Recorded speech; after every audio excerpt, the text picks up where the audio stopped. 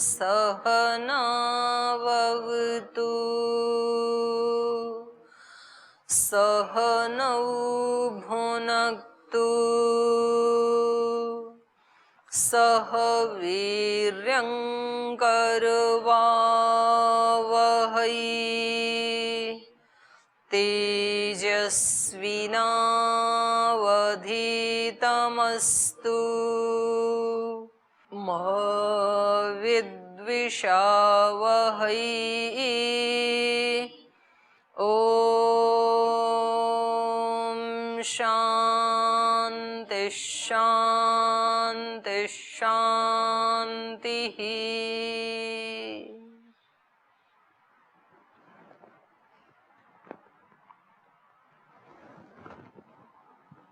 अनुमान खंड हम पढ़ रहे हैं।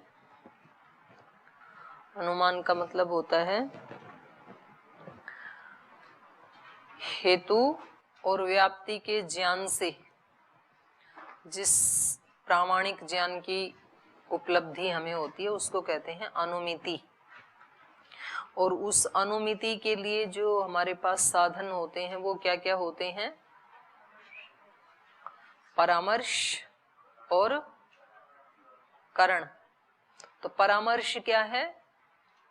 वो व्यापार। और करण क्या है? व्याप्ति ध्येय। और परामर्श में क्या क्या आते हैं? व्याप्ति और पक्ष धर्मता। तो व्याप्ति में भी व्याप्ति कितने प्रकार की होती है? 2 प्रकार की। पहले प्रकार की व्याप्ति हमने पढ़ी थी, तो पहले प्रकार की व्याप्ति का लक्षण क्या है? साध्यवत अन्यस्मिन् असंबंधः व्याप्ति ही। साध्य वाला, साध्यवत माने साध्य वाला, जो साध्य वाला उससे भिन्न में उसका हेतु का अभाव, असंबंध। असंबंध माने अभाव, तो उसको क्या कहेंगे? व्याप्ति ही। तो इस लक्षण का हमने समन्वय भी किया और इसको अच्छी तरह से जांचा परखा, तो इसकी कहीं भी ना तो अव्याप्ति हो रही है, ना तो कहीं अतिव्याप्ति हो रही है, और ना तो इसका अभाव है। तो इसका मतलब ये लक्षण ठीक है। ठीक है, अभी तक ये पढ़ा ना हमने। अब आगे आइए। अब ये कह रहे हैं देखो हम दोष दिखाते हैं, आपको तो समझ में नहीं आया, आप नहीं पकड़ पाए दोष इसका व्याप्ति का, लेकिन ये दोषपूर्ण व्याप्ति है। तो अगली कारिका एक बार बोल लीजिए। अथवा हेतुमनिष्ठ विरह अप्रतियोगिना साध्येन हेतोरैकाधिकरण्यम व्याप्ति रुच्यते। करें व्याप्ति उसको कहते हैं। पहले इसका कारिका का अर्थ बाद में करूंगी, पहले भाष्य में इसकी भूमिका बना रहे हैं कि व्याप्ति का ये लक्षण क्यों बनाना पड़ा। पहले एक बना दिया था ना व्याप्ति का लक्षण, तो ये क्यों बनाना पड़ा ये वाला लक्षण। तो इसका एक अवतरणिका दे रहे हैं, भूमिका बना रहे हैं। तो भाष्य देखिए एक बार। ननु केवलान्वयिनी ज्ञेयत्व आदौ साध्ये साध्यवत अन्यस्य अप्रसिद्धत्वात् अव्याप्ति ही। कह रहे हैं कि वो जो पहले जो व्याप्ति बनाई तो उसका लक्षण क्या बनाया? साध्यवत अन्यस्मिन् असंबंध। तो कह रहे हैं जो केवलान्वयी जो ज्ञेय है, केवलान्वयिनी जो केवलान्वयी जो स्थल हैं वहां पर ज्ञेयत्वादो जो ज्ञेयत्वादी हैं, वो साध्य होने पर साध्यवत अन्यस्य अप्रसिद्धत्वात्, साध्यवत से अन्य कुछ मिलेगा ही नहीं, साध्यवत से अन्य की अप्रसिद्धि होने से अव्याप्ति ही। वो पहले वाली जो व्याप्ति थी वो ठीक नहीं है, वो अव्याप्ति हो जाएगी। केवलान्वयी क्या होता है? लिख लीजिए ये आप अपनी कॉपी में ना। केवलान्वयी क्या होता है? अत्यंताभावा अप्रतियोगी केवलान्वयी लक्षण है ये। अत्यंत अभाव, पहले पूरा लिख लीजिए, समस्त पद लिख लीजिए। अत्यंताभावा प्रतियोगी केवलान्वयी। और इसका पदच्छेद होगा अत्यंत अभावस्य यह पदार्थः अप्रतियोगी भवति स पदार्थ केवलान्वयी। ठीक है, अत्यंत अभावस्य, अत्यंत अभाव का, यह पदार्थः जो पदार्थ, अप्रतियोगी भवति अप्रतियोगी होता है, स पदार्थः केवलान्वयी वो पदार्थ केवलान्वयी होता है। जैसे यहाँ इन्होंने उदाहरण दिया जेयत्व आदौ, जेयत्व आदौ साध्ये, कह रहे हैं ये अत्यंत अभावस्य यह पदार्थ अप्रतियोगी। अप्रतियोगी कौन होता है? प्रतियोगी कौन होता है? हाँ, यस्य संबंध सब प्रतियोगी। और अप्रतियोगी क्या होता है? यस्मिन संबंध, जिसमें वो संबंध होता है। यस्य संबंध, यस्य संबंध क्या होता है? बोलो, यस्य संबंध प्रतियोगी, यस्मिन संबंध अप्रतियोगी। है जी, सॉरी, यस्मिन संबंध अनुयोगी और संबंध से अभाव अप्रतियोगी। तो अब इसमें देखिए, ये कह रहे हैं जो केवलान्वयी जो स्थल है, केवलान्वयी मतलब दो तरह की व्याप्ति होती है, केवलान्वयी और केवल व्यतिरेकी। लिख लीजिए, ये भी व्याप्ति कितने प्रकार की होती है? मुख्य रूप से दो प्रकार की होती है, फिर एक गौण रूप से तीसरी भी बन जाएगी। तो केवलान्वयी व्याप्ति वो होती है जिसमें हेतु केवलान्वयी होता है, उस व्याप्ति को कहेंगे केवलान्वयी। और दूसरी केवल व्यतिरेकी, और तीसरी है व्याप्ति का नहीं, दो तो कार्य का बता रहे हैं, व्याप्ति वाले बता रहे हैं। व्याप्ति दो प्रकार की होती है, और एक जैसे ये है ना, यत्र यत्र धूमा तत्र तत्र वह्नि, ये कैसी व्याप्ति है? एक शब्द होता है अन्वय, एक शब्द होता है व्यतिरेक। अन्वय का मतलब क्या होता है? संबंध। व्यतिरेक का मतलब क्या होता है? असंबंध। तो यहाँ पर ये जो व्याप्ति हमने बनाई थी, जो उदाहरण दिया था, यत्र यत्र धूमः तत्र तत्र वह्नि, तो ये कैसी व्याप्ति है? ये नहीं, ये उभय व्याप्ति है। जहां जहां धूम होता है वहां वहां वह्नि होती है। जहां जहां धूम का अभाव होता है, माने अब धूम नहीं होती है, उसका व्यतिरेक हो जाता है, वहां वहां वह्नि भी नहीं होती है।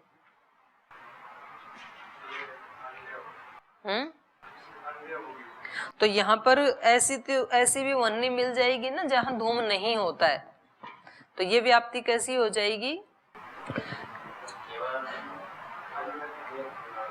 यत्र यत्र नहीं होगा, यत्र यत्र धूमः तत्र तत्र वह्नि, जहां जहां धूम होता है वहां वहां आग जरूर होती है। यत्र यत्र वह्ने अभाव तत्र तत्र धूमस्य अपि अभाव, ऐसे बनेगी व्याप्ति। जहां जहां अग्नि का अभाव होता है वहां धूम का भी अभाव होता है, मतलब धूम कभी भी अग्नि के बिना नहीं होगी ना। तो जहां जहां धुआं होता है वहां वहां अग्नि होती है, लेकिन जहां जहां अग्नि नहीं होती है वहां वहां धुआं भी नहीं होता है। और केवलान्वयी व्याप्ति कैसे बनेगी? जिसका अभी लिखा है ना केवलान्वयी, अत्यंत अभाव अप्रतियोगी, अत्यंत अभावस्य यह पदार्थ अप्रतियोगी भवति। अत्यंत अभाव का, किसी चीज का अत्यंत अभाव है, मान लीजिए। पहले वाली व्याप्ति क्या कह रही थी? साध्यवत अन्यस्मिन असंबंध, पर संबंध या असंबंध तो तब होगा जब साध्यवत से भिन्न कोई वस्तु मिले। साध्यवत से भिन्न किसी वस्तु का अत्यंत अभाव है मानो कहीं, तो उसके साथ क्या असंबंध होगा। जैसे उदाहरण से समझिए, इन्होंने दिया जेयत्व, तो इसका क्या बनेगा, इदम जेयम, पक्ष बना, लिख लीजिए इसको, इदम जेयम। और इसका हेतु क्या देंगे, पदार्थत्वात्, कोई भी हेतु दे दें वो सद ही मिलेगा। जो केवलान्वयी होता है ना, केवलान्वयी व्याप्ति में आप कोई भी हेतु दे दें वो सद हेतु ही माना जाएगा। अब ये बताइए कि ये जो जेयत्व है, यहाँ पर पक्ष क्या है, इदम, साध्य क्या है, साध्य क्या है, जेयत्व, ठीक है। और तद भिन्न क्या होगा, साध्यवान क्या होगा, इदम पक्ष हो गया, जेयत्व साध्य हो गया, साध्यवान क्या होगा,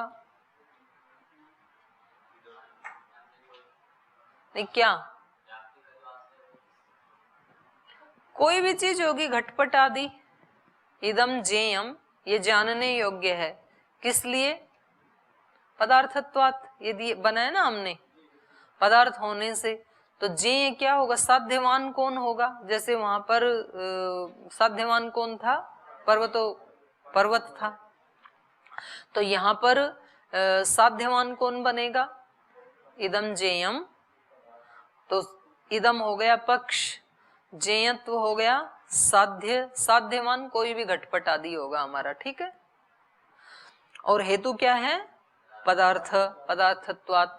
तो जेयत्व से भिन्न, पहले वाली व्याप्ति क्या कह रही थी, साध्यवान उससे भिन्न, साध्यवत अन्यस्मिन, साध्यवान से भिन्न में हेतु का असंबंध। तो यहाँ साध्यवान क्या है, जो जो जानने योग्य है, ठीक है, उससे भिन्न क्या होगा, क्या होगा वो। संसार में क्या कोई ऐसी वस्तु मिलेगी जिसमें जेयत्व ना हो, कोई वस्तु मिलेगी,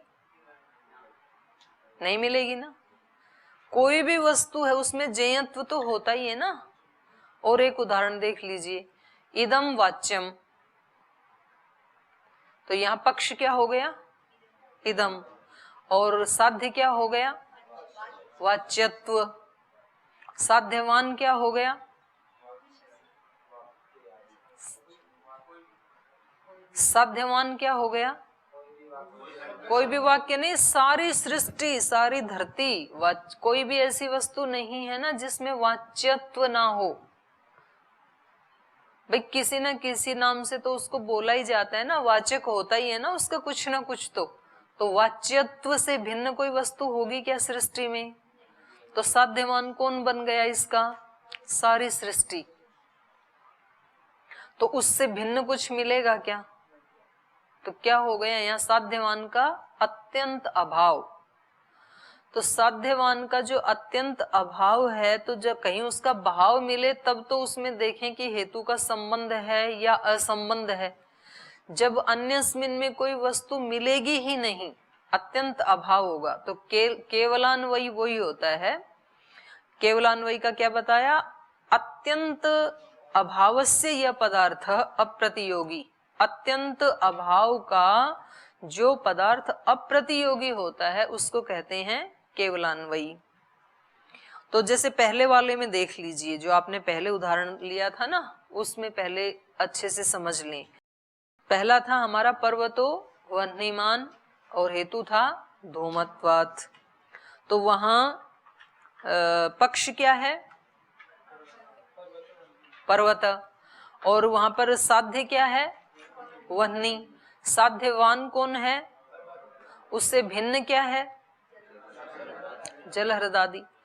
तो यहाँ पर्वत जो है वो ऐसा नहीं है ना कि सारी दुनिया में व्याप्त है, उससे भिन्न कुछ मिलेगा ही नहीं। तो उससे भिन्न तो जल हृद मिल गया, या अन्य कोई पर्वत जहाँ अग्नि नहीं है वो भी मिल जाएगा। लेकिन यहाँ जो ये है वाच्यत्व या जेयत्व या पदार्थत्व या एकत्व, ये क्या है, इनका कहीं भी अभाव नहीं मिलेगा पूरी सृष्टि में। कोई भी वस्तु होगी पूरी सृष्टि में तो उसका कोई ना कोई वाचक तो होगा ही। कोई भी ऐसी वस्तु नहीं मिलेगी जिसमें वाच्यत्व ना हो। कोई भी ऐसी वस्तु नहीं मिलेगी जिसमें ज्ञेयत्व धर्म ना हो। तो क्या हो गया इसका? अत्यंत अभाव। किसका? अप्रतियोगी का। अत्यंत अभावस्य मतलब तद भिन्न नहीं मिलेगा ना इसमें कुछ भी। तो तद भिन्न का क्या है यहाँ? अत्यंत अभाव है। आप केवलान्वयी हैं। आप सब केवलान्वयी हैं। आप सब केवलान्वयी हैं। क्यों?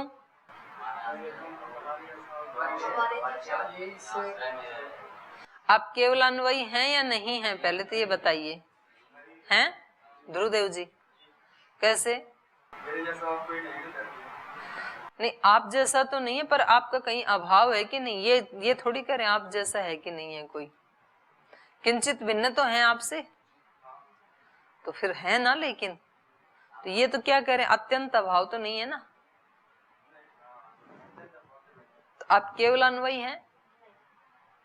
केवलान्वयी कौन होता है? जिससे भिन्न का।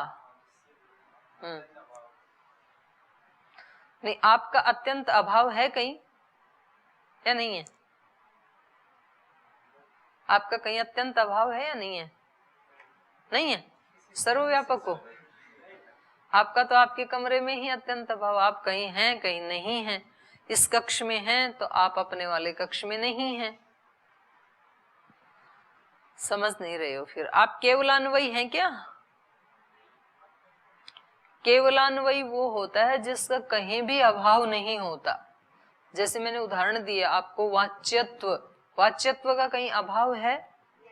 सारी सृष्टि में कहीं अभाव मिलेगा वाच्यत्व का? आपका तो अभाव है। आपके कक्ष में अभाव है, फेज 1 में अभाव है। कहीं है कहीं नहीं है। कुछ ऐसी सत्ता है ना, जैसे सत्ता का कहीं अभाव है। सत्ता का पूरी सृष्टि में कहीं अभाव नहीं है। तो ये वो ही दोष दिखा रहे हैं उसमें। ये कह रहे हैं ननु केवलान्वयिनी ज्ञेयत्व आदौ। जो केवलान्वयी हैं अर्थात ज्ञेयत्व आदि। ज्ञेयत्व आदि से ज्ञेयत्व आ गया, वाच्यत्व आ गया, पदार्थत्व आ गया, एकत्व आ गया। जैसे एकत्व का कहीं किसी वस्तु में अभाव दिखा पाएंगे? पूरी सृष्टि में एकत्व जाति का अभाव मिलेगा कहीं?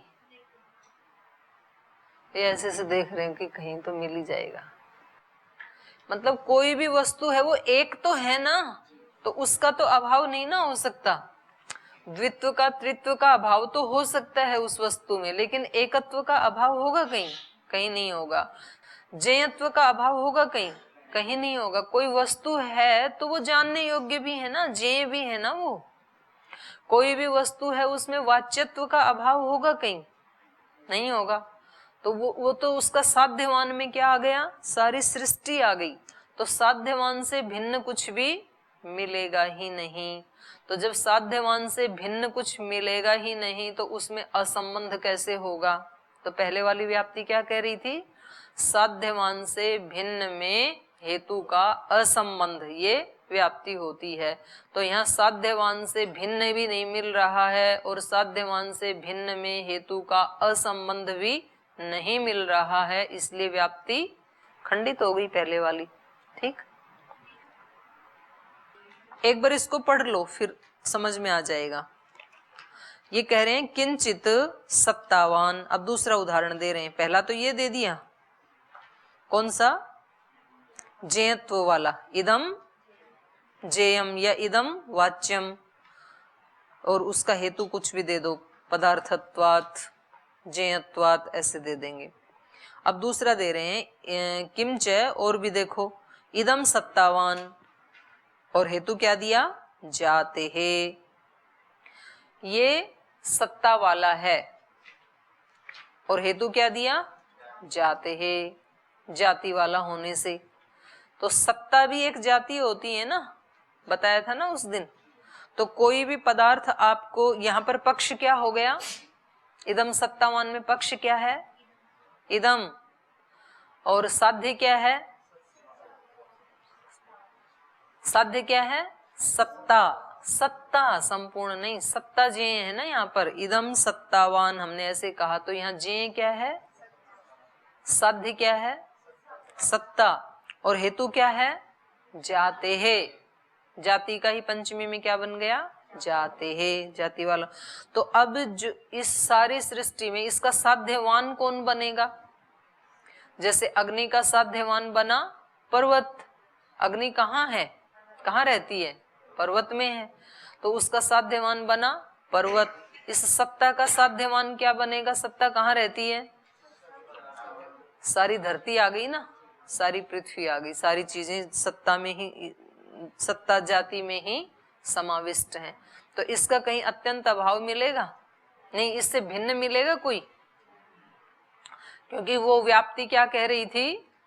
सत्तावान अन्यस्मिन असंबंध, सत्तावान से भिन्न में हेतु का असंबंध।